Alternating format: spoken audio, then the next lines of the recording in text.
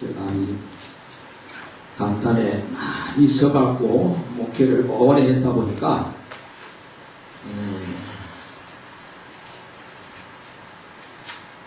이게 참 많은 경험을 가지고 있습니다.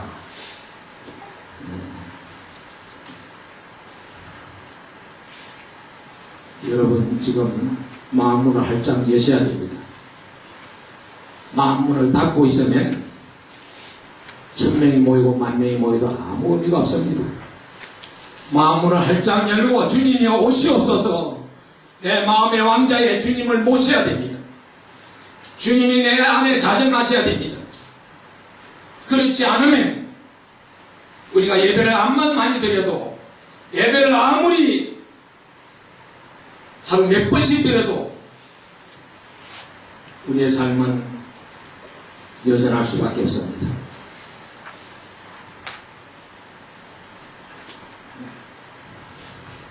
오늘은 뜻깊은 날입니다. 1년 365일, 이제 2014년 365일을 마감하는 날입니다. 마무리하는 날입니다. 그리고 이제 또 몇 시간 후에는 아직 우리가 알지 못하는 미지의 세계가 열려지는 2015년이 새롭게 시작되는 첫 시간을 맞이하게 됩니다. 너무 뜻깊은 시간입니다. 그냥 적당히 왔다 가고 적당히 앉았다 헤어지고 적당히 예배드리고 헤어지는 그런 시간이 되어서는 안 됩니다. 분명히 오늘 우리는 이 시간에 내가 변화받아야 됩니다.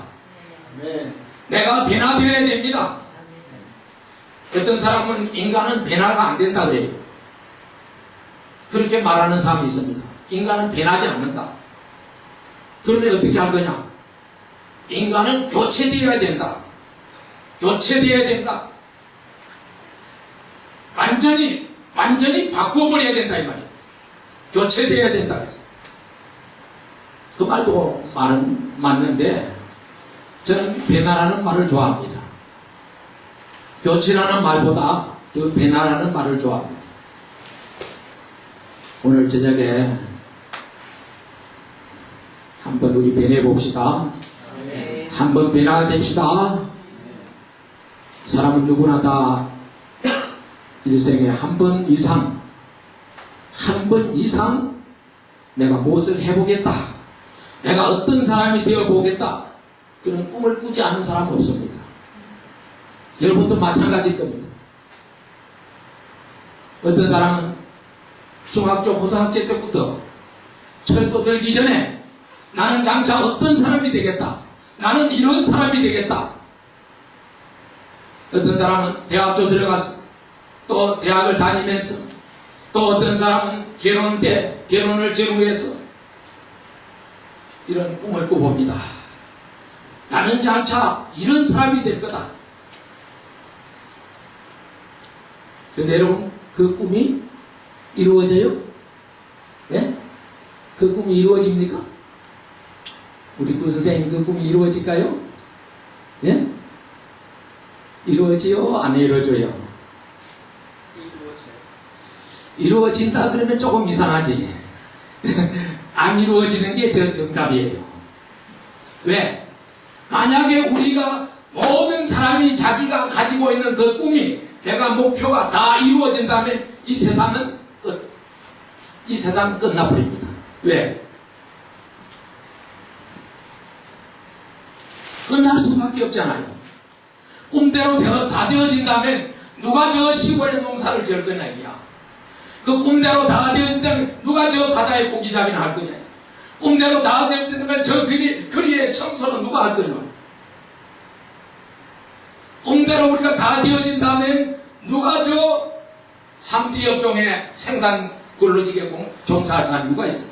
다 스타가 되고 싶고, 다 훌륭한 학자가 되고 싶고, 군대는 장성이 되고 싶고, 회사에는 회장이 되고 싶고, 또 연예인은 유명한 연예인이 되고 싶고, 또 어떤 사람은 나는 훌륭한 가학자가 되고 싶다. 다 이런 꿈을 가지고 있어요. 만약에 오늘 우리 인간들이 다 내가 바라는 대로 원하는 대로 된다면 이 세상은 그냥 없어져 버립니다. 지탱이 유지가 안 됩니다. 돌아가지 않아요. 그런데 많은 사람들은 거기 자기 마음대로 꿈대로 소원대로 안 된다고 원망하고 불평하고 낙심하고 어떤 데는 높은 데 올라가서 뛰어내리고 참 요지경 속입니다. 안 되는 게 정상이에요. 우리 마음대로 되는 게 세상에 아무것도 없어요.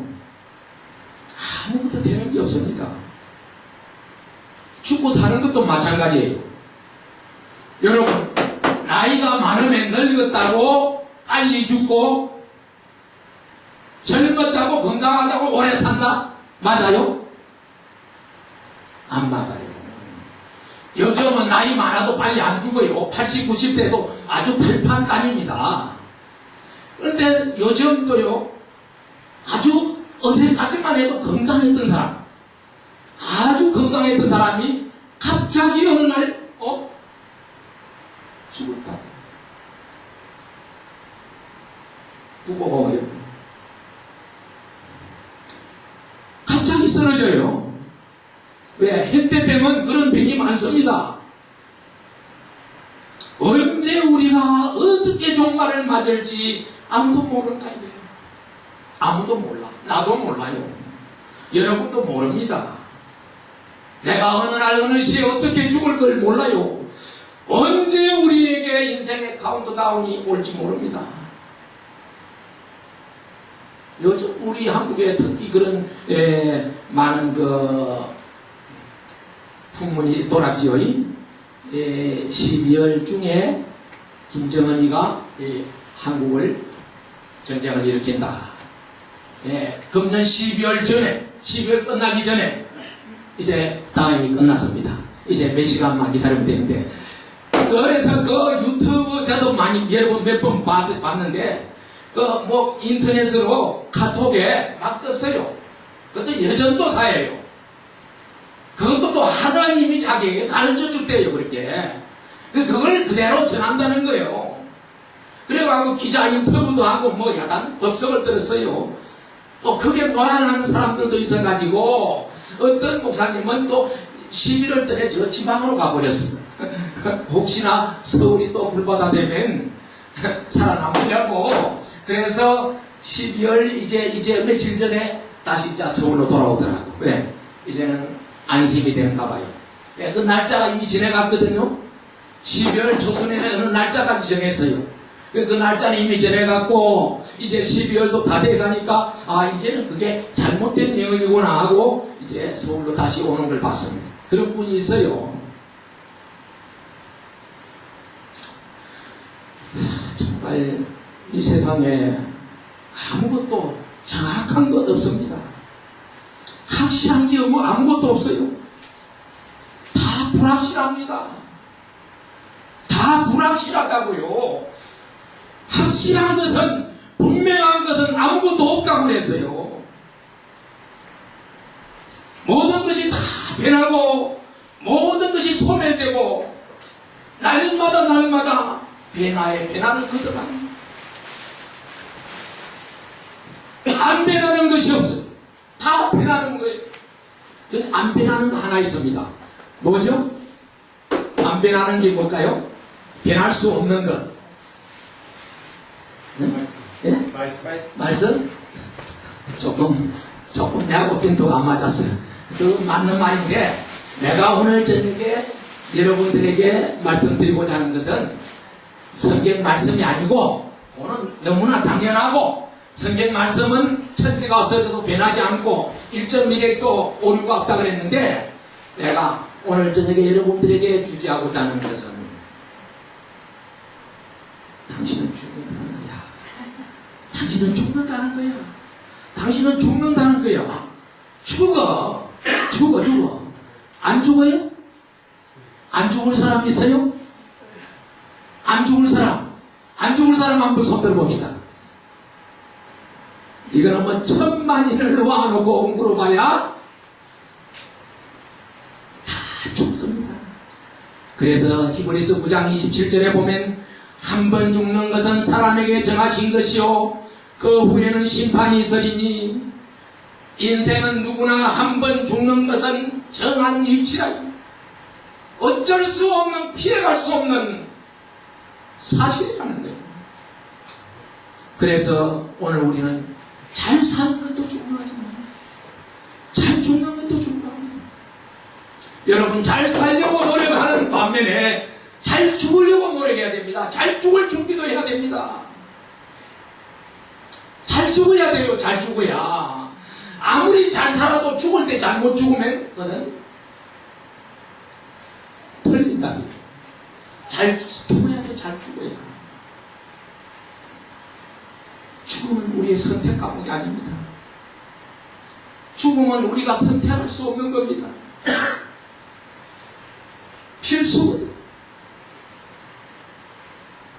그래서 사람은 누구든지 간에 인생 무상을 체험하지 못하면 반드시 후회하는 날이 온다는 겁니다. 누구든지 간에 인생 무상을 깨닫지 못한 사람은 반드시 후회하는 날이 오고야 만다는 겁니다. 인생 무상 뭔지 잘 아세요? 우리 젊은이들, 오늘 젊은이들이 많으니까 더 오늘 저한테는 좀 맞는 것 같습니다. 노인들하고 이야기해봐야 별 감명이 없어요. 우리 젊은이들 잘 들으세요.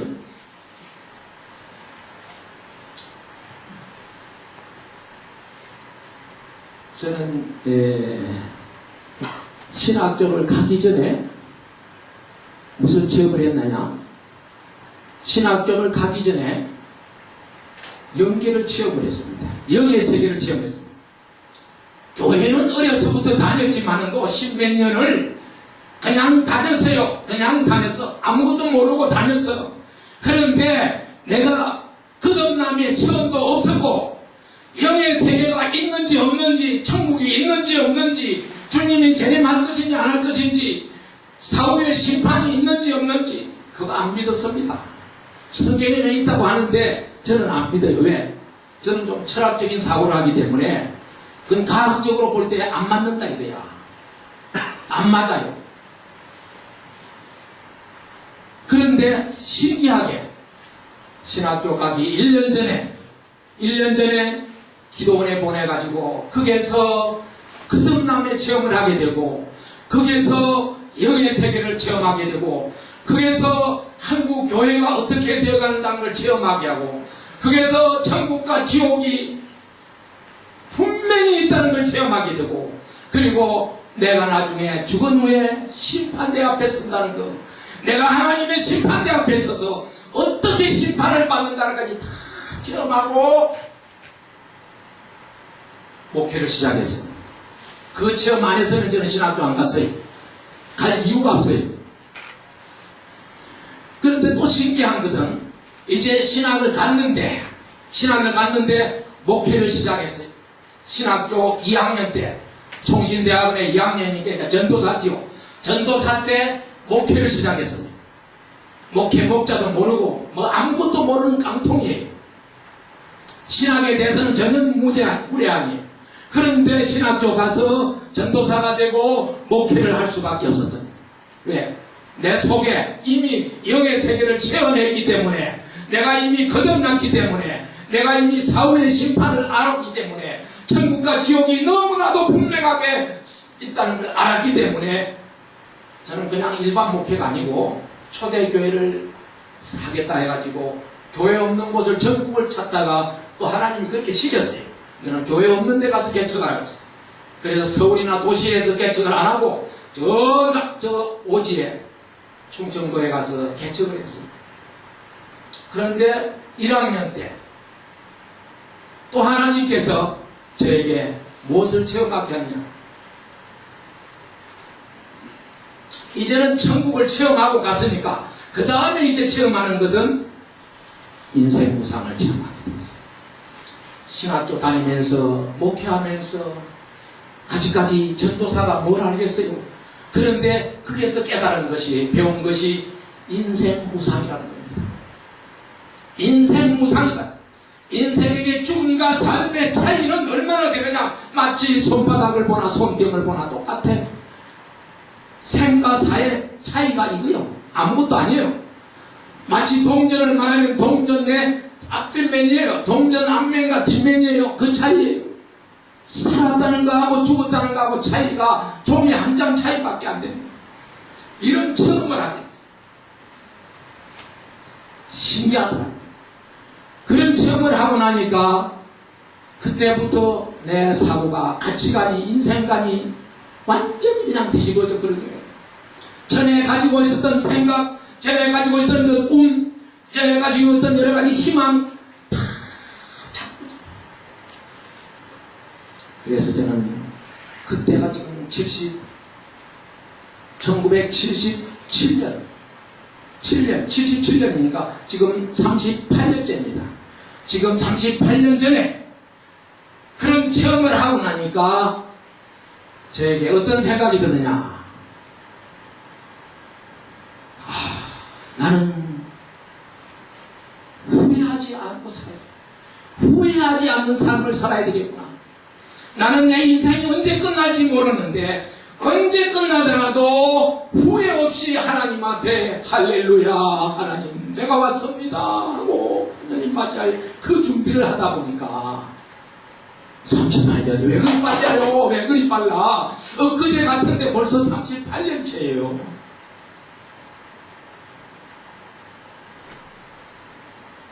후회 없이 살려고 하다 보니까 후회하지 않으려고 38년을 준비하다 보니 사람들 보기에는 정말 멍청해도 보통 멍청한 사람이 아니야.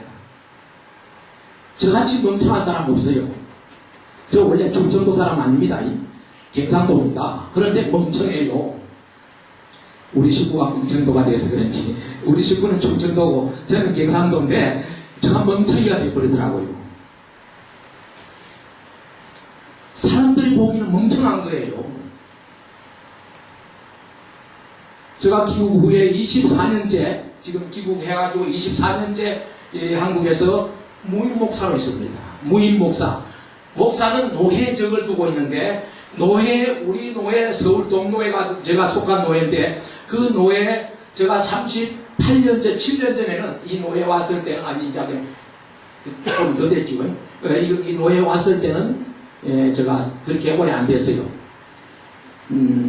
상당히 오랜 세월이 지났는데 그때는 제가 그 무임 목사로서 제일 밑에 있었습니다. 제일 꼴찌에 있었어요.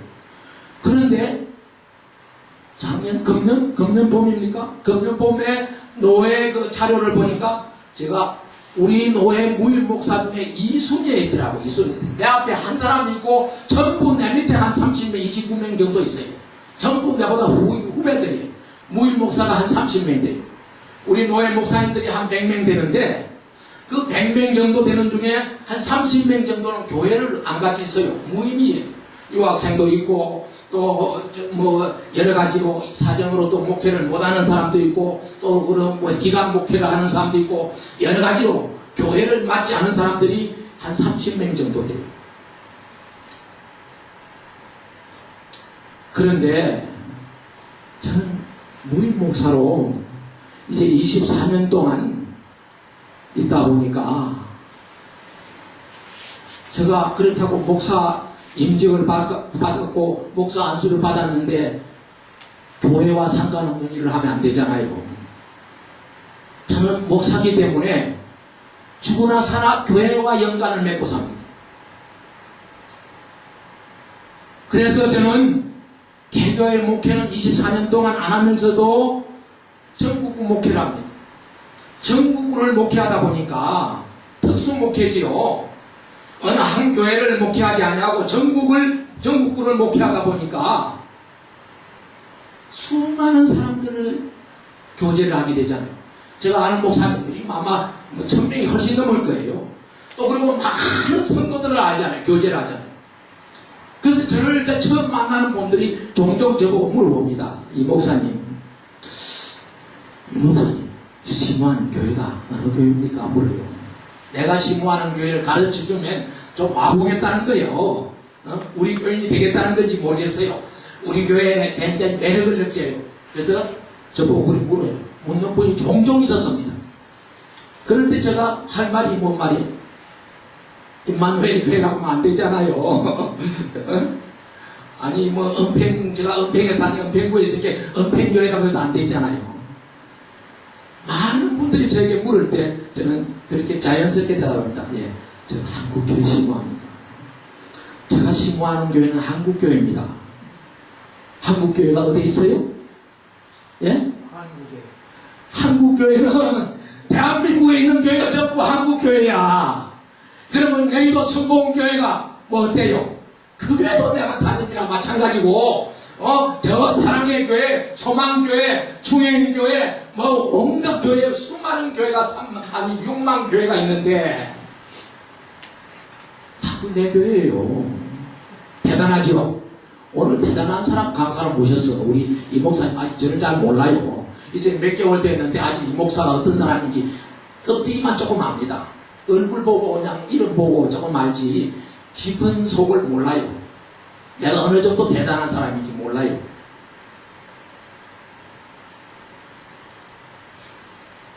한국에 있는 교회가 전부 한국교회예요. 그뿐만 아니라 저는 미국 유학할 때 텍사스에다 교회를 개척했는데 텍사스에 무슨 교회를 했냐면 벨리 한인 선교교회라고 이름을 지었어요. 제가 개척한 교회 이름은 벨리 한인 선교교회입니다. 그게 간판을 그렇게 붙였어요. 시설은 건물은 미국 교회 건물을 빌려가지고 미국 장로교회 건물을 그냥 한 푼도 안 주고 빌려서 마음대로 씁니다. 한국 사람들이 모이는 교회는 어디에 있든지 미국에 있든지 일본에 있든지 소련에 있든지 한국 사람이 모이는 교회는 한국교회다 이거야. 알아듣겠죠? 여러분 한국교회 교인입니다. 여러분 어느 교회 교인이냐 물으면 나도 한국교회 교인입니다. 그럼 맞는 답이에요. 정답입니다. 저는 사실 담임 목회를 15년 했습니다. 아무것도 안 한 게 아니고 담임 목회를 그 교회를 제가 담임해가지고 그 교회를 내 교회처럼 15년간을 섬겼습니다. 한 교회는 7년, 한 교회는 3년, 또 한 교회는 4년 이렇게 10년, 15년을 섬겼습니다. 그런데 그 세 교회 다 저는 그 교회 심부름꾼이었지 섬기는 일만 했지 제가 그 교회들을 통해서 내가 무슨 생활 대책을 강구한다거나 내가 그 교회를 어떻게 해가지고 내가 거기서 무슨 이득을 받다거나 아무것도 없어요. 제가 15년을 담임 목회를 했는데도 제가 제일 사례금을 얼마나 받았느냐 제가 많이 사람이 받은 게 15만 아니 50만 원 사례금 받은 적이 있어요. 미국 유학 가기 전에 50만 원 받았어요. 미국 가서는 얼마 받았느냐 700불 받았어요. 700불이면 우리 돈으로 70만 원 돈입니다. 그 당시. 그런데 제가 이제는 한국에 다시 돌아와서 어려운 교회 담임 목사를 모시지 못하는 아주 약한 교회들이 많이 있었습니다. 담임 목사는 월급을 줄 수 없어서 사택을 제공할 수 없어서 담임 목사를 못 모시는 교회들이 3번이나 있었어요. 제가 그래서 인천도 갔고 저 시내도 저쪽 강동 쪽에도 있었고 세 번을 또 경기도에도 있었고 3번을 교회를 섬겨봤습니다. 3교회를 섬겨봤어요. 주일날 가서 설교만 해줍니다. 주일날 설교하고 이제 교회가 조금 대상 싶으면 누구 한 사람 담임을 보내요. 담임을 세워요. 그래놓고 저는 또 빠져나와 버립니다. 더 어려운데 더 어려운 교회, 더 약한 교회, 더 미자리 교회, 돌아봐야 될 교회 너무나 많아요. 그래서 늘 심부름을 하는 거예요. 심부름만 했어요. 그래서 저는 오늘 저녁에도 아까 교회에 대한 이야기 있었지만도 저는 교회라고 하면 제가 보는 교회와 또 일반 목회자들이 일반 성도들이 생각하는 교회와 전혀 견해가 다릅니다. 뭐냐? 크게 나누면 두 가지로 나누어집니다. 교회는 크게 나누면 로컬 처치가 있습니다. 지역교회가 있습니다. 이건 지금 임마누엘 교회도 지역교회예요. 모든 교회가 다 지역교회입니다. 모든 교회는 다 그 지역에 있는 교회입니다. 그런데 또 하나는 어떤 교회냐? 로컬 처치가 있고 유니버설 처치가 있습니다. 이 유니버설 처치란 뭐냐? 이 유니버설은 우주적인 교회, 모든 교회, 보편적인 교회, 만인의 교회, 어느 한 지역에 한 교회를 두고 하는 말이 아니고 이 지구상에 있는 모든 교회, 주님의 이름으로 모이는 모든 교회를 통틀어서 유니버설 처치랍니다. 그래서 저는 이 개교회를 이 로컬 처치를 중요시하지 않습니다. 저의 교회가는 유니버설 처치입니다. 여러분, 이 교회란 말은 헬라어로 에클레시아라고 합니다. 감사합니다. 이 에클레시아란 말은 무슨 말입니까? 밖에서 불러낸 사람들의 모임이 교회입니다. 에클레시아입니다.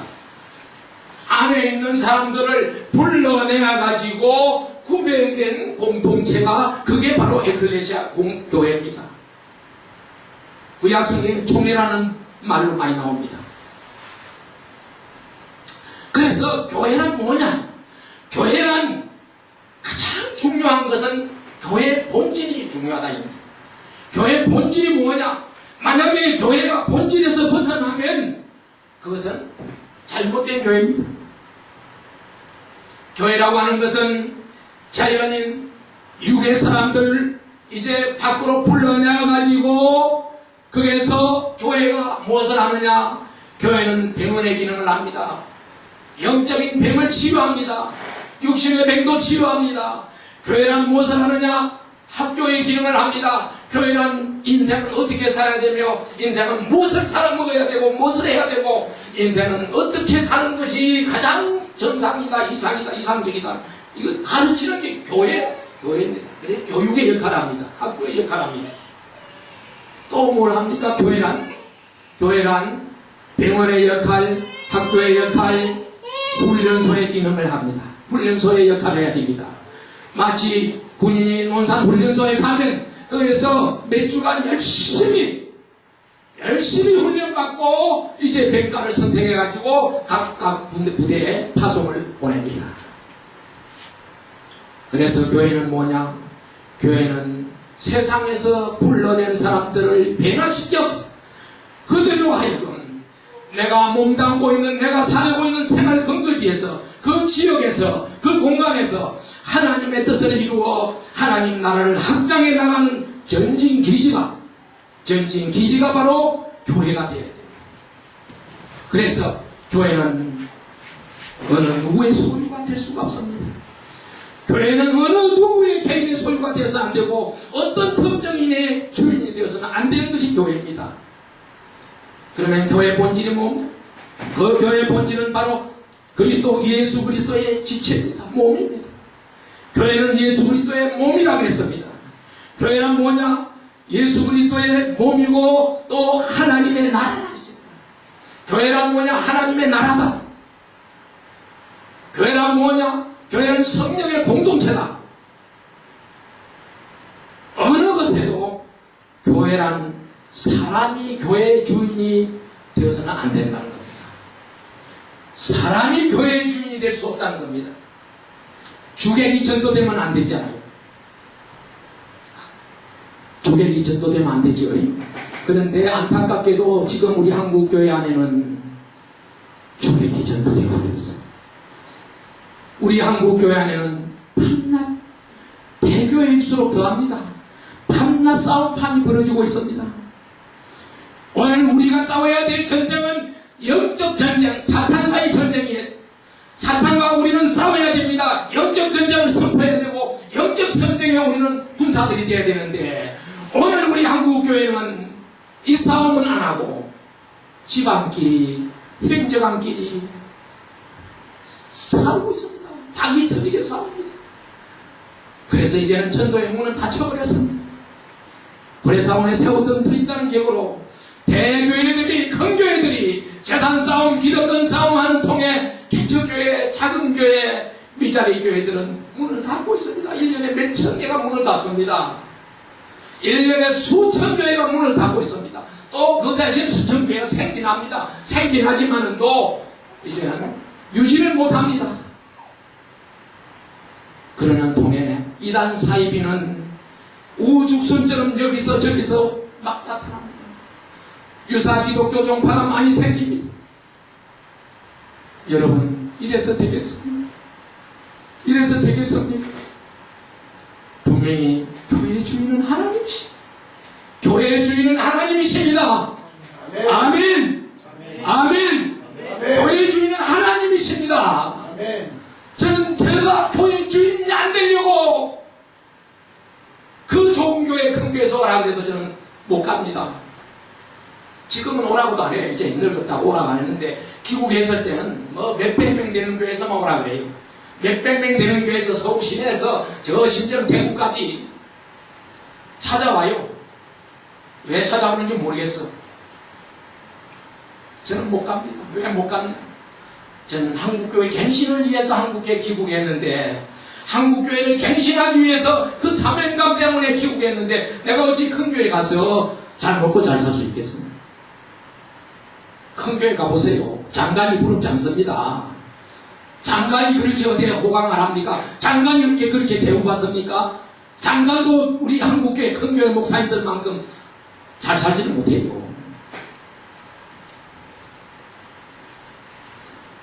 오늘 우리 교회는 그 뿔이 아닙니다. 아까 그래서 제가 이 목사님 보도 그 이야기 했지만 또 왜 오늘날 교회가 수십억, 수백억, 수천억을 건물에다가 투자하고 땅에다 투자하느냐 그렇습니다. 교회는 땅이야 건물이 아닙니다. 교회는 숫자도 아닙니다. 교회는 뭐냐? 교회는 끝없는 새 생명들이, 변화받은 성도들이 하나님의 그 큰 사랑에 감격하고 그 큰 은혜에 너무너무 감격해서 감사해서 모일 때마다 하나님의 사랑을 나누고 서로 섬기고 서로 나누어주는 그 작은 천국들이 말씀과 기도와 성령으로 뜨겁게 충전해가지고 일차 세상에 나가서 죽어가는 영혼들을 건져내는 구령사업에 이기게 최선을 다해야 되는 것이 교회가 할 일입니다. 아멘. 그래서 저는 교회를 모든 사람들이 뭐라고 말하든 간에 저는 교회는 정상적인 교회를 해야 된다고. 그래서 가장 이상적인 교회란 뭐냐? 교회란 뭐냐? 교회란 사람들을 거듭나게 하는, 사람들을 변화시키는, 정말 사람들을 온전한 사람으로 만들어서 정말 하나님의 백성, 하나님의 사람 만드는 그게 교회가 할 일이고 그게 가장 이상적인 교회다. 얼마나 많이 모였느냐? 어느 교파에 속했느냐? 네? 어떤 목사님이 담임 목사냐? 아무것도 아닌데 그 위에 사람들이 매달립니다. 제가 그걸 한 몇십 년을 보다 보니까 이제는 뭐 만성이 돼서 괜찮습니다. 저같이 목회 안 하고 교회 안 가지 있는 사람은 어디 가도 찬밥 신세 면하지 못합니다. 어디 가도 그렇습니다. 찬밥 신세입니다. 근데 간혹가다 안 그런 데 있어요. 제가 지난 한 몇 달 전에 시내 어느 교회 목사님, 제가 잘 아는 목사님 교회 가서 저분 갑자기 또 설교를 해달라. 갑자기 주일날 아침에 설교를 해달라. 설교를 하라니까 목사가 설교를 해야지요. 했는데 그 목사가 울먹이면서 강단에 올라서 나중에 울먹이면서 목이 메어서 하는 말이, 이런 설교를 굳이 우리만 들어야 됩니까? 왜 우리만 들어야 됩니까? 그 교회 보니까 교인이 한 1, 20명밖에 안 돼. 한 20명 미만이에요. 10몇 명 되는 것 같아. 이 좋은 설교를 굳이 우리만 들어야 됩니까? 우리만. 너무 안타까워서 탄식을 하는 거예요. 그래서 그 교회에서 자꾸 설교해달라고 해요.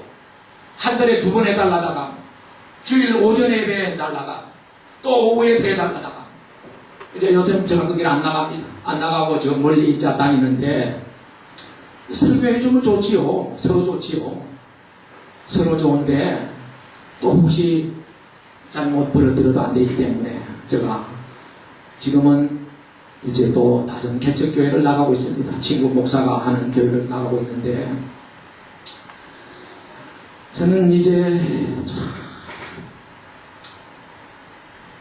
오랜 세월 동안 한국교회를 위해서 내가 30대 중반에 시작해가지고 지금 이제 70대가 들어왔는데 지금까지 한국교회를 내 어머니처럼 한국교회를 내 생명처럼 한국교회를 내 연인처럼 너무너무 내가 한국교회를 사랑하다 보니까 세월이 벌써 가버렸어. 이제 70이 지났어. 은퇴할 나이에요. 저 안까지 있으니까 은퇴할 필요는 없지만도 그런데 이제는 제가 할 수 없어서 늘 하나님 앞에 묻습니다. 하나님, 오늘 내가 어디로 가야 됩니까? 오늘은 무엇을 해야 됩니까? 오늘은 누구를 만나야 됩니까? 날마다 묻는 기도를 합니다.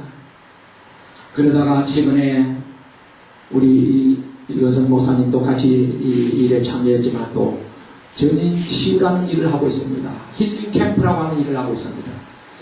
우리 전국 기독인 연합회가 하는 일은 많은 일을 지금까지 해왔는데 이제는 마지막으로 한국의 마지막 하나님께서 원하시는 것은 전인 치유를 하라는 거예요. 영도, 혼도, 육도 다 병들었다는 거예요. 한국교회가 60만 병든 게 아니에요. 영도, 혼도 다 병들었어요. 그래서 힐링 캠프를 하고 있습니다. 이름은 힐링 캠프인데 이제 치유하는 일을 하는 겁니다. 이 이유가 난 거 아니에요. 이게 뭐냐? 제가 이 준비를 10년 이상 더 해왔습니다. 10년 이상 해오다가 혼자 하면 안 되겠다 싶어서 기다렸어요. 왜? 혼자 하다 보면 문제가 생겨요. 그게 또 내 단체가 되고 내 사업이 되고 내 기업이 될 수 있어요. 그래서 뜻이 맞는 여러 동력자들 여러분들을 함께 힘을 합해서 공동으로 하자 해가지고 기다리다가 이제 시작해가지고 불과 한 두서너 달밖에 안 됐습니다.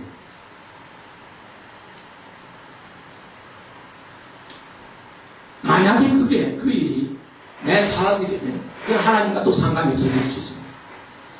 하나님의 일이고 하나님의 사업이 돼야지 내 사업이 되고 내 어떤 기득권이 돼서는 안 됩니다.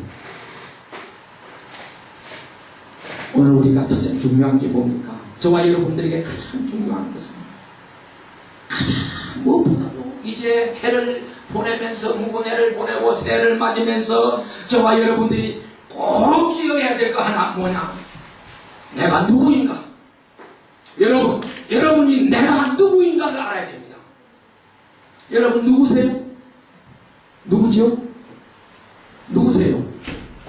우리 한 목사님 사모님 힘들죠? 예, 힘들죠? 내가 누구인가?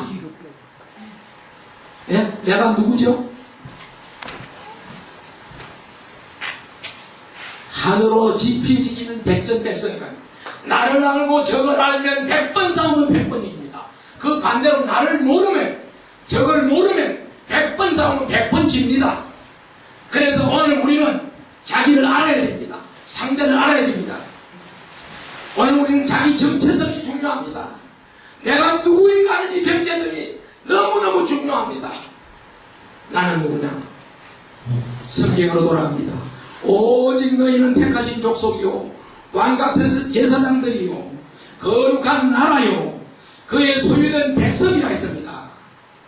너희가 전에는 백성이 아니든지 이제는 하나님의 백성이요 이제는 하나님의 백성이요 여러분이 하나님의 자녀들이요 여러분이 천국의 시민권자들이요 여러분들이 하나님의 나라입니다. 여러분은 킹돔의 지사장들입니다.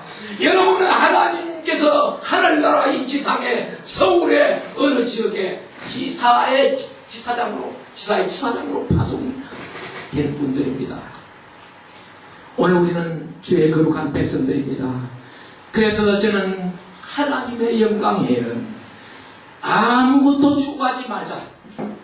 하나님의 영광에는 아무것도 추구하지 말자. 그 어떤 것도 추구하지 말자. 왜? 하나님, 전능하신 하나님께서는 우리의 일거수일투족을 다 보고 계십니다. 제가 지금 이야기하는 거, 설교하는 거 다 듣고 계십니다. 여러분들이 친구하고 이야기하는 거 듣고 있습니다. 다 하나님은 우리의 일거수일투족을 보고 계시기 때문에 시편 139편에 보면 여호와께서 나의 안고 서는 것도 한다 그랬습니다. 내가 눕는 것도 하신다 그랬습니다. 내 말 한마디 하나님이 다 들으시고 오늘 우리가 모든 일거수일투족을 하나님 앞에 그러나 숨기지 못합니다. 그래서 저는 하나님의 종이 되었으니까, 나는 이제 하나님의 종이니까 이제는 우리가 이 세상에 사는 동안에 이 제약된 세상을 책망하면서, 이 제약 세상을 책망하면서 오늘 이 땅에 하나님의 나라를 이루어야 되고 하나님의 뜻을 이루어 드려야 되고 하나님을 기쁘시게 해드리는 이것밖에 내가 할 일은 아무것도 없다는 겁니다. 저는 요한계시록을 몇 번 읽어봤는데 몇 번 읽을 때마다 새로워지는 것은 아시아 일곱 교회가 나옵니다. 아시아 일곱 교회가 나오는데 아시아 일곱 교회는 지상의 모든 교회를 상징하는 교회들입니다. 그 아시아 일곱 교회가 모든 지상의 교회를 다 상징한다고 봐도 됩니다. 그런데 그 내용 중에 주님의 권고하신 말씀이 있습니다. 하나가 있습니다. 뭐냐? 그 일곱 교회를 책망도 하고 칭찬도 하고 위로도 하고 격려도 하고 교회마다 달라요. 다른데 딱 하나 같은 게 있습니다. 일곱 교회 똑같은 한 가지 제목이 있는데 뭐냐? 기 있는 자는 성령이 교회들에게 하는 말씀을 들을지어다. 기 있는 자는 성령이 교회들에게 하시는 말씀을 들을지어다. 여러분, 지상의 모든 시대, 모든 교회가 들어야 될 주님의 근거는 기 있는 자는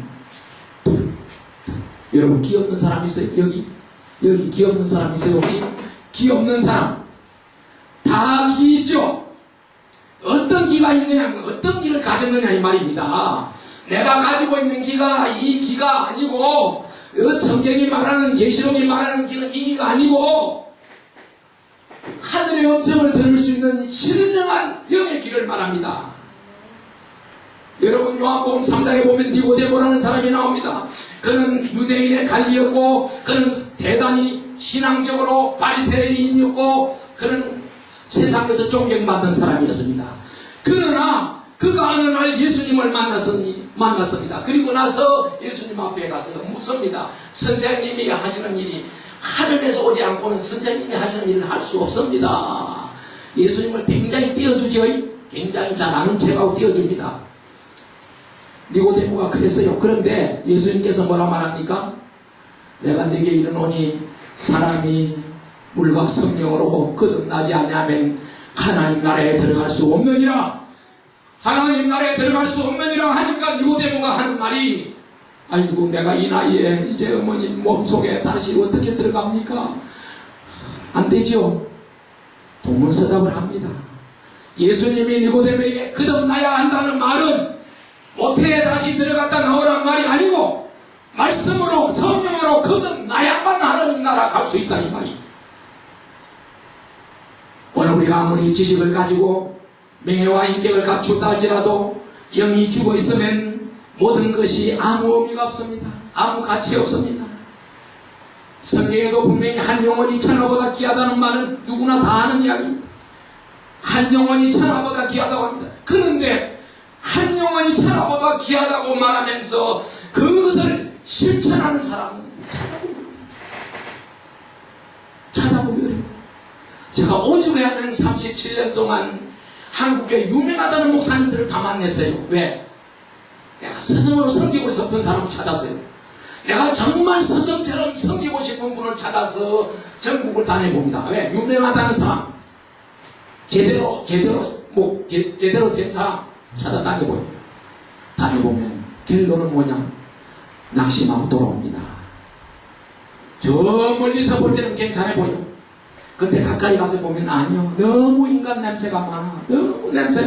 너무 표류가 부동해. 너무 앞뒤가 안 맞아. 너무 말하고 실천하고 달라.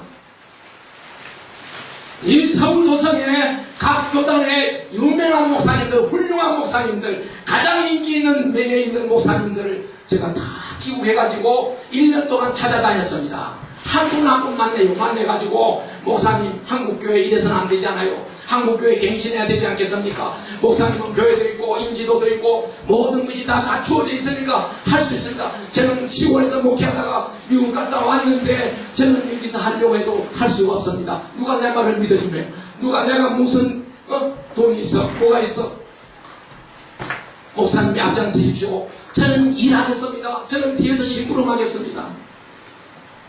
교단마다 합동적, 통합적, 감리교, 침례교, 성결교 유명한 그런 목사님들 한 분 한 분을 찾아다니면서 1년 내에 상담을 했습니다. 그런데 결국 저는 실망하고 말았습니다. 한국의 지도자는 없습니다. 한국교회에 참 지도자는 없습니다. 말 잘하는 사람도 있고 지식 있는 사람도 있고 똑똑한 사람도 있고 인격적으로 여러 가지로 다 훌륭한데 정말 이 나라 이 민족을 내 품에 안을 수 있는 그런 진짜 애국적인 그런 신앙의 사람, 그런 하나님의 사람은 찾을 수가 없어요. 지금도 찾아봐요. 지금도 찾아다녀봐요. 이제는 포기했는데도 또 유명한 분이, 괜찮은 분이, 좋은 분이 있다 그러면 또 한번 가봅니다. 만나봅니다. 그런가 싶었어요. 그러면 그분하고 같이 일하자 이래요.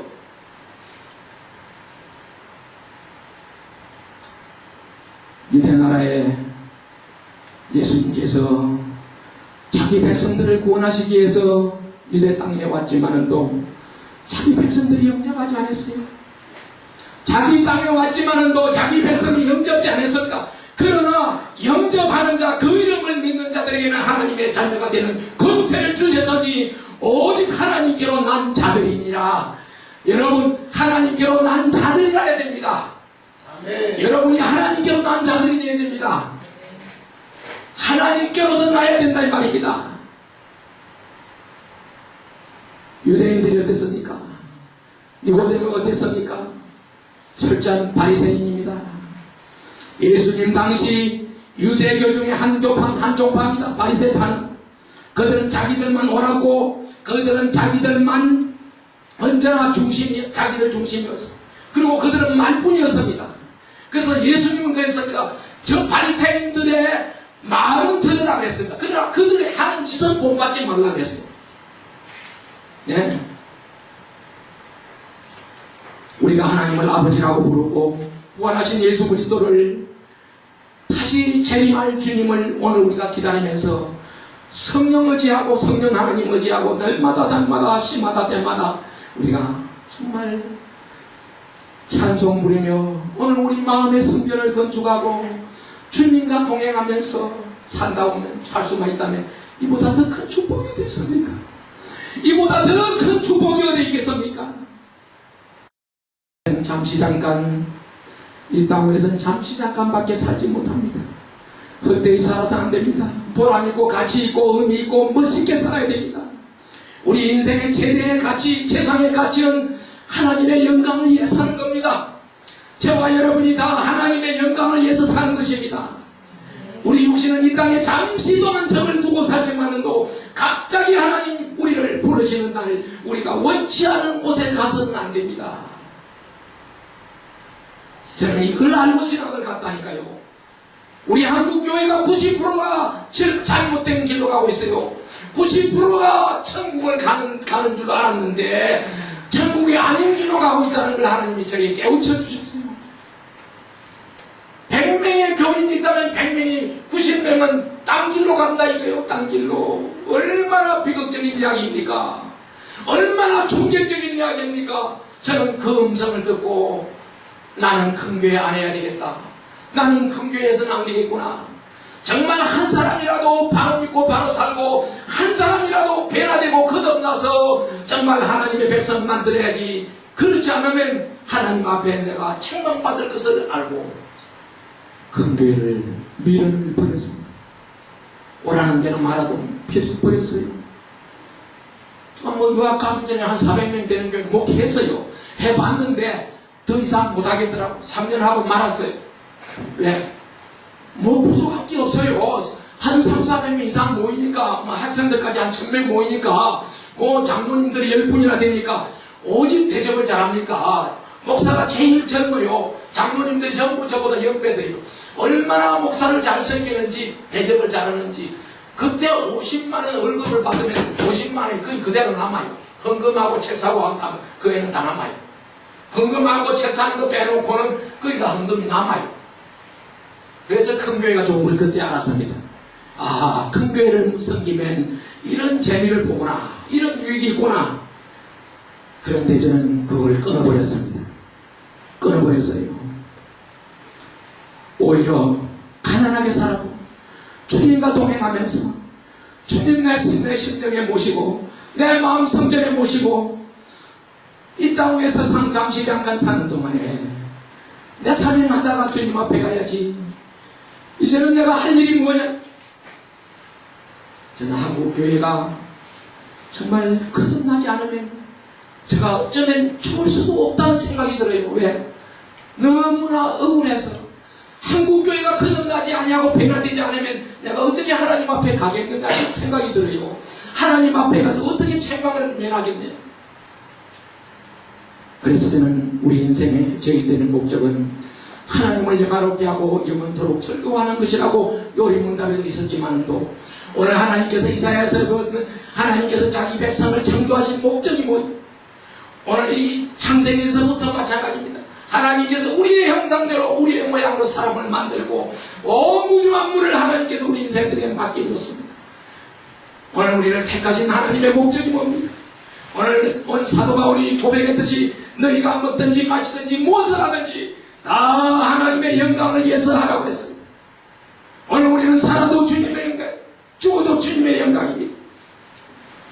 이것이 오늘 우리의 삶을 통해서 밖으로 나타나줘야 됩니다.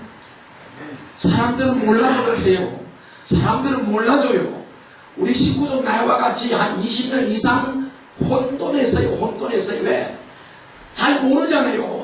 전도사를 한 10년 이상 했으니까, 예전도사 생활 한 10년 이상 했으니까, 큰 교회에서 전도사를 했으니까, 얼마나 대접 많이 받았어요. 얼마나 대접 받는 거 많이 봤어요.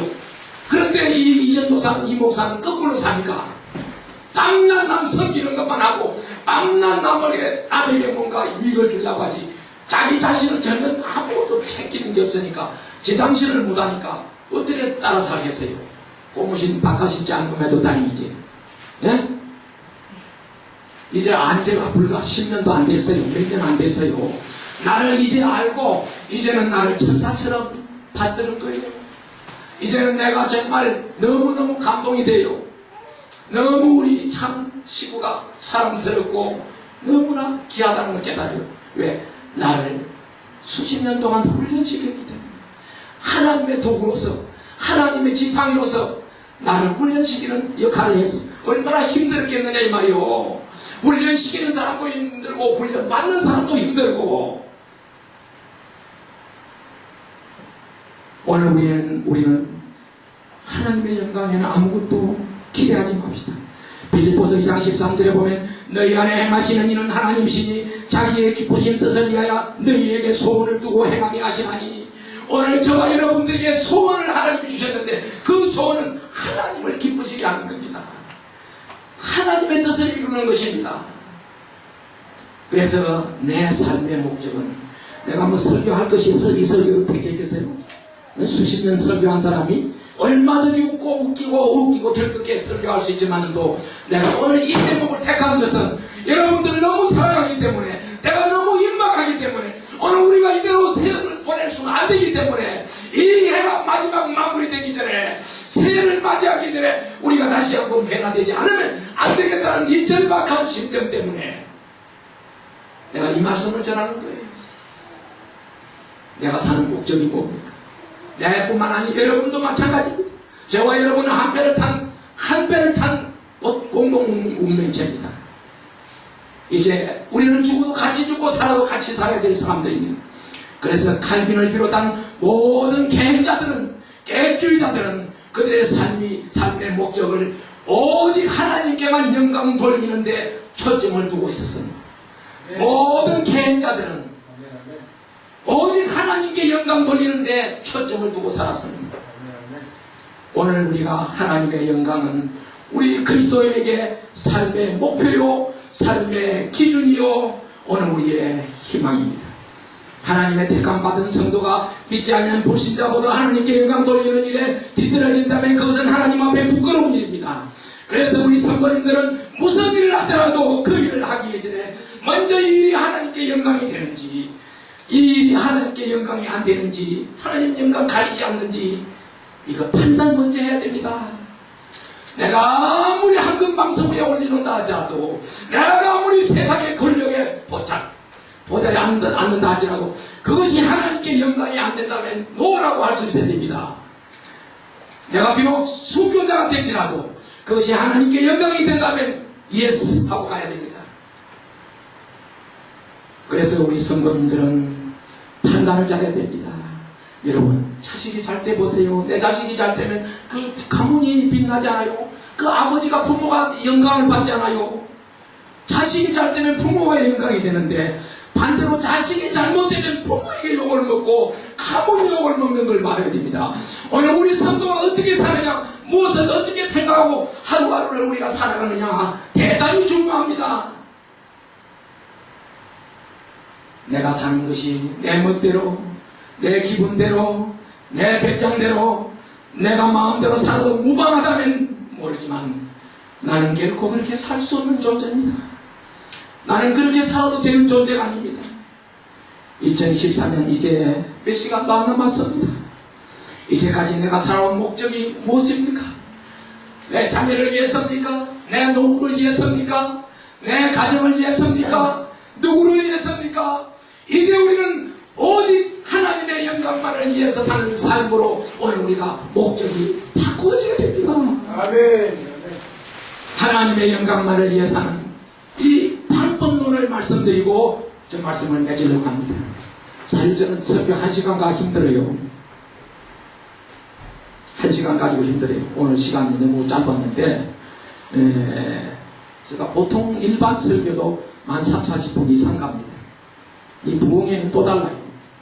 부흥회는 뭐 웃기기도 하고 울리기도 하고 막 이렇게 저렇게 하는데, 저는 그럴 시간 아무것도 없고 본문만 전해도 시간이 너무 짧아요. 적을 수 있으면 적으세요. 자, 하나님의 영광만을 위해서 살려면 그 방법론, 노하우를 알아야 될 거 아닙니까? 어떻게 살아야 하나님의 영광을 위해 살 수 있느냐? 그 방법을 모르고 노하우를 모르고 그냥 산다? 아니에요.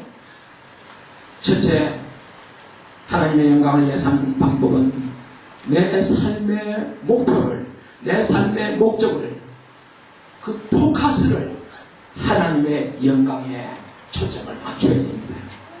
내가 사는 목적, 내 삶의 목표, 바로 그 초점이 하나님의 영광에다가 초점을 맞춰야 됩니다. 내가 왜 사는지 분명하고 정확해야 됩니다. 정확해야 됩니다. 거듭나기 전의 목적은 오늘 우리가 거듭난 후의 목적하고는 분명히 달라야 됩니다. 내가 거듭나기 전에는 어떤 목적을 가지고 있었던 간에, 어떤 희망을, 목표를 가지고 있었던 간에, 이제 우리는 거듭난 사람은 달라야 됩니다. 저는 거듭나고 나서 지금까지 38년 동안 한 길로 왔습니다. 내가 처음에 기도한 것 지금도 그대로 지키고 있습니다. 제일 처음에 기도한 것이 저는 이 민족의 모세가 되게 해달라고 기도했습니다. 왜? 이 민족을 영적 가나안으로 인도해야 될 이 민족의 모세가 필요하다는 거야. 모세와 같은 이 민족의 지도자가 있어야 되겠다는 거예요. 그걸 제가 하나님 맡겨달라고, 제가 하게 해달라고 했어요.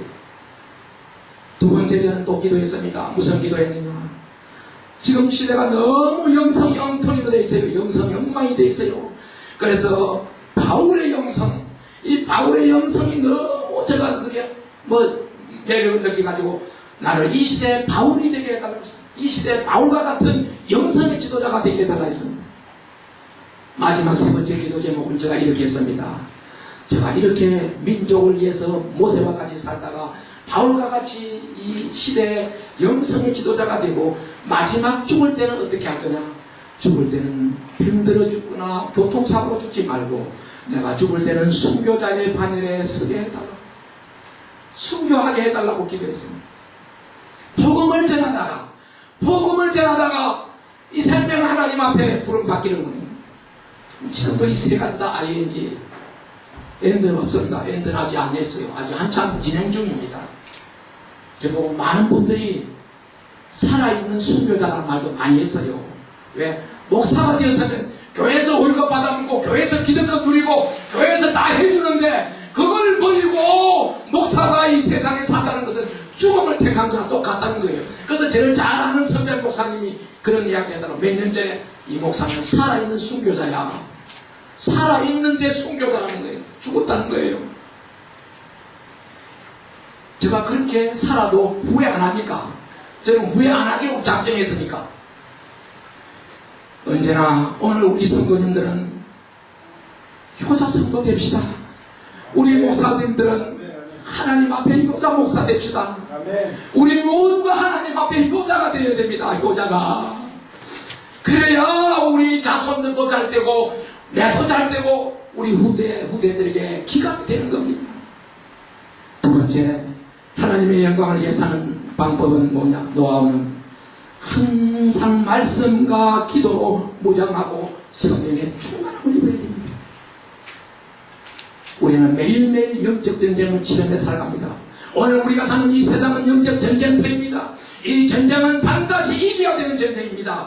전쟁은 져서는 안 됩니다. 이겨야 됩니다. 그런데 이 세상은 사탄이 다스리는 세상이 될 최종 심판만 마지막 결정권만 하나님의 손에 있지 지금 이 세상은 마귀가 다스리고 있어요. 그렇기 때문에 오늘 우리가 인내가 없이는 최후의 승리를 거둘 수가 없습니다. 우리는 날마다 저는 목회하면서 3시간 이상 기도하라. 날마다 3시간 이상 하나님 말씀을 묵상하라.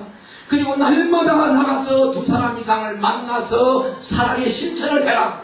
상담을 하든지 전도를 하든지 뭘 하든지 만나서 신방을 하든지 하루 2사람씩 만나라. 그러면 그 교회는 저절로 부흥될 거다. 왜? 성령이 함께 하시는데 하나님이 함께 하시는데 부흥 안 돼요? 하루 3시간 기도하고 하루 3시간 말씀 묵상하고 무장되어 가지고 영적으로 완전 무장되어 가지고 세상에 나가보세요. 사탄이 어디에 감히 함부로 못 덤빕니다. 2사람 만나면 2사람 건져요. 건져. 그 사람에게 복음을 전하든지 그 사람에게 치료를 하든지 그 사람에게 상담을 하든지 어떤 일을 하든지 하루 2사람 이상 만나 사랑의 실천을. 그래서 늘 말씀과 기도로 무장하고 성령의 충만함을 받아야 된다. 세 번째는 뭐냐? 세 번째 하나님의 영광을 위해 사는 삶의 방법은 범사에 감사하며 찬양하며 살아야 됩니다. 데살로니가전서 5장 16절에 쉬지 말고 기도하라. 항상 감사하라. 범사에 감사하라. 항상 기뻐하라. 범사에 감사하라. 늘 기뻐하고 날마다 기도하고 쉬지 말고 기도하고 범사에 감사하라. 이는 그리스도 예수 안에서 너희를 향하신 하나님의 뜻이니라. 오늘 우리가 기뻐하고 감사하는 것은 하나님의 뜻입니다. 아까 이사야 43장에도 보면 이 백성은 내가 나를 위하여 지었다고 했습니다. 내가 나를 지었으니 나의 찬송을 부르게 합니다. 우리 하나님이 우리를 핵할 때 부를 때 하나님의 찬송을 부르기를 원했습니다. 그래서 나는 내 영광을 다른 자에게 내 찬송을 우상에게 주지 아니하리라 했습니다. 물은 내 이름으로 일컫는 자 곧 내가 내 영광을 위하여 창조한 자를 오게 하라. 그들을 내가 지었고 그들을 내가 만들었느니라. 오늘 이사야 43장 7절에 그 말씀했습니다. 오늘 우리는 감사와 찬송은 입술의 열매. 오늘 우리가 마음으로 믿어 마음으로 믿어 예로 입으로 시인하여 구원에 이른다 했습니다. 입으로 시인해야 됩니다. 오늘 우리가 입으로 찬양 안 하면 그것도 범죄입니다. 우리가 입술로 찬송 안 하면 그것도 범죄예요. 늘 감사하고 우리 입술로 찬송해야 됩니다. 그래서 우리가 항상 찬송으로 하나님께 영광을 드려요. 찬송할 때 마귀는 두려워합니다. 찬송할 때 마귀는 도망갑니다. 그래서 늘 범사에 감사와 찬송. 네 번째 뭐냐? 하나님의 영광을 위해 사는 네 번째 방법은 선한 삶의 열매가 있어야 됩니다. 너희 몸은 하나님의 말씀에 너희 몸은 너희가 하나님께로부터 받은 바 너희 가운데 계신 성령의 전인 줄을 알지 못하느냐? 너희는 너희의 것이 아니라 값으로 산 것이 되었으니 그는 저 너희 몸으로 하나님께 영광을 돌리라. 귀한 말씀이에요. 우리 몸은 우리 거 아니라고 그랬어요. 하나님이 값으로 샀다 그랬어요. 이미 값을 지불했어요. 우리는 이제 하나님 앞에 도구입니다. 하나님의 영광을 위해서 살아야 될 하나님의 도구들입니다. 예. 하나님은 영이시라고 했어요. 영이기 때문에 우리 인간하고 상대하려면 어떻게 영이 인간하고 상대하기 쉬워요? 안 되죠. 상대하기 어렵죠. 그러니까 영이시기 때문에 성령을 충만히 받아들였고 또 성령 받은 사람을 하나님이 쓰시는 겁니다. 성령의 사람을 하나님이 쓰시는 거예요. 그래서 하나님께서는 우리를 내 몸 좀 빌려달라. 내가 좀 쓰자. 내 몸 내가 좀 쓰자. 내가 너를 좀 쓰고 싶다. 얼마나 감사합니까? 우리 몸 쓰러지면 이 냄새나는 이 구덩이 이거 얼마나 추하고 더러운 몸입니다. 그런데 이 몸을 하나님이 쓰시겠다고 하는데 얼마나 감사하냐. 어서 쓰시옵소서. 어서 쓰시옵소서. 예. 새끼 같지 않은 암나기를 제자들이 가서 끌고 올라니까 왜 그러냐 이렇게 우리 주께서 쓰시겠다고 했어. 주께서 쓰시겠다. 오늘 우리가 정말 우리 몸 가지고 선한 일을 힘써야 됩니다. 그래서 저는 일일 일선을 강조합니다. 하루 한 가지 선한 일을 하라. 뭐 큰일 못해요. 우리는 안 되면 담배꽁초 하나 주어라 이거야. 안 되면 길가에 가다 넘어진 사람 일으키라 이거야. 안 되면 시대에 빠져 낙심하고 있는 사람에게 위로와 용기를 주고 그들에게 복음을 전하라. 이게 얼마나 선한 일입니까? 이보다 더 선한 일이 어디 있습니까? 전도 안 하고 우리가 어떻게 삽니까? 어떻게 이 복음을 전하지 않습니까? 마지막으로 저는 한국교회가 회복되기를 바라는 마음 꿈에라도 잊을 수 없습니다. 한국교회가 회복되어야 됩니다. 내일 저희는 한국교회에 대해서 앞으로 회복에 대해서 이야기합니다. 한국교회가 어떻게 하면 회복될 것인가? 분명한 제안이 나와 있습니다. 제가 쓴 책에 여러 번 지금 4번이나 나왔습니다. 분명히 하나님의 음성이라고 어떤 분이 그랬어요. 우리 교단 목사도 아닙니다. 우리 교단하고 다른 교단의 목사님이 이 책을 읽어보더니 이것은 주님의 음성이다. 한국교회가 이 주님의 음성만 들으면 한국교회는 살아난다 그랬어요. 그게 벌써 10몇 년 전의 이야기입니다. 그런데 안 들으려 그래. 한국교회 목사들은 안 들으려 그래. 몰라, 나 안 들어. 내 고집대로 하려 그래. 하나님의 음성을 듣지 않아요. 이제 우리는 마지막으로 할 일은 우리가 정말 하나님의 영광을 위해 살려가면 거룩과 성결로 변화되어야 됩니다. 평강의 하나님이 친히 너희로 온전히 거룩하게 하시고 또 너희 온 영과 혼과 몸이 우리 주 예수 강림하실 때 흠없게 보존되기를 원하노라. 제가 전인 치유를 왜 하는 줄 아세요? 이것만 해도 며칠 이야기가 나와 있어요. 왜 전인 치유를 해야 돼요? 우리 육신도 건강해야 되고 우리 혼도 건강해야 되고 우리 영이 살아야 돼요. 영이 죽어있는 사람에게 아무리 좋은 걸 먹여봐야 그 몸이 무슨 일을 하겠느냐 이거예요. 죄짓는 것밖에 안 되는 거예요. 오늘 우리 인생들이 몸만 건강하면 다 되는 줄 아는데 영혼 육이 건강해야지. 이게 바란스가 어그러져 버렸어요. 지금 한국교회는 이거 바로 잡아줘야 됩니다. 그래서 오늘 우리가 거룩해야 됩니다. 성결해야 됩니다. 주님께서 레위기서 12장 45절에 보면 내가 거룩하니 너희도 거룩하라고 했어. 베드로전서에도 내가 거룩하니 너희가 거룩하라고 했어. 오늘 저와 여러분들은 거룩한 것이 하나님의 뜻입니다.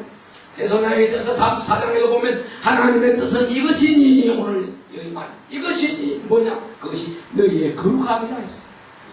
오늘 우리가 거룩해져야 됩니다. 거룩해야 돼요.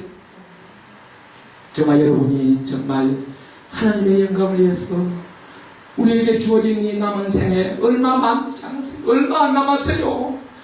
얼마 남았어요. 1년이 될지 반년이 될지 한 달이 될지 아무도 모르는 이 미지의 세계. 오늘 저녁에 저는 하나님 앞에 만나더라도 할렐루야 하나님 감사합니다. 하나님 감사합니다 하고 만날 수 있어야 되죠. 끌끌하면 안 되잖아요. 오늘 우리가 왜 이 세상에 태어났고 왜 살아야 되는지 분명한 목적이 있어야 됩니다. 인간은 사명적인 존재입니다. 사명이 있는 사람은 그 사명을 다할 때까지 죽지 않습니다. 사명을 다하고 마지막 사명대로 살다가 사명대로 죽는 그것이 최고의 영광이고 최고의 행복입니다.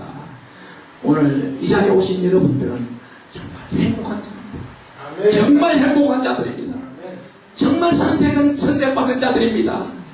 결코 사람의 말로 듣고 잊어버리지 말고 주님 모실 때 핑계할 수 없습니다. 변명할 수 없습니다. 나는 몰랐습니다. 아니요. 들었어요. 이미 선포되었어요. 얼마든지 우리는 알고 있으면서도 행하지 않습니다. 오늘 이제는 우리가 결단해야 됩니다. 2015년은 이제 우리가 새롭게 시작합시다. 저와 여러분들이 다 하나님 앞에 인정받고 쓰임받는 귀한 하나님의 백성들로 오늘 저녁에 꼭 변화되기를 주님의 이름으로 축원합니다.